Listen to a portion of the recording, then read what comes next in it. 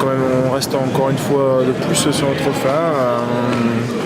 On était un peu prévenus après 3 semaines sans match, qu'il fallait bien commencer celui-là pour ne pas être embêté. Et voilà, on a fait une première demi-heure vraiment approximative et ça a installé Bayonne dans le match et voilà, ça les a mis en confiance et on a dû batailler jusqu'au bout et pour pouvoir l'arracher. L'essentiel est là, les 4 points, vous en aviez peut-être 5, mais... Non, mais c'est même pas parler de 5, mais ce qui est embêtant, c'est qu'on laisse des points, facilement, quoi. Je pense que si on avait abordé le match comme on l'a abordé la deuxième mi-temps, on aurait pu le tuer plus facilement et plus rapidement. Et voilà, on donne des points très facilement. Le jeu se met en place, mais on n'a pas encore ce passage psychologique où on arrive vraiment à écraser l'adversaire d'entrée. Ouais, exactement, c'était très compliqué ce soir face à une belle équipe de Bayonne. On n'a peut-être pas retrouvé notre cohésion, notre fluidité, mais c'est sûr que le résultat est là. Il y a du boulot, mais on est quand même satisfait et content de cette victoire. C'est la coupure internationale qui pense que vous avez fait autant de mal ce soir?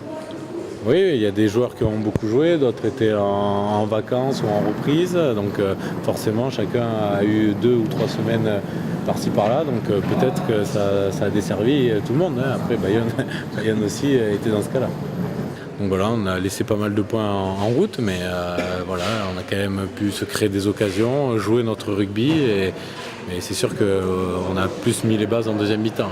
Donc on vous a quand même jamais senti en danger quand même. En début de match un peu quand même, on peut vite prendre beaucoup de points, mais après on a repris le fil du jeu, on a tenu le ballon et on les a mis à la faute, on jouait un peu plus dans leur camp et forcément on était un peu plus dangereux et on avait la main sur le ballon.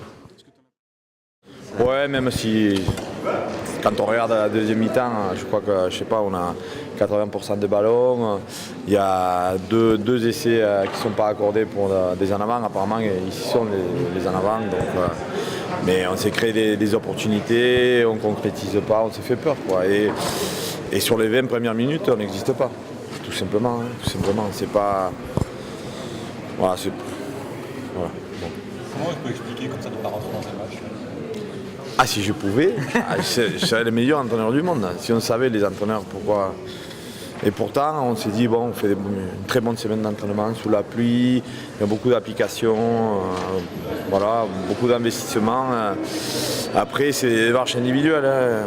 Bon, et heureusement, il y avait aujourd'hui certains joueurs qui étaient à fond, qui étaient hyper investis, hyper impliqués. Je parle de Mamouka. Hein. Mamouka, bon, il change un peu la physionomie du match.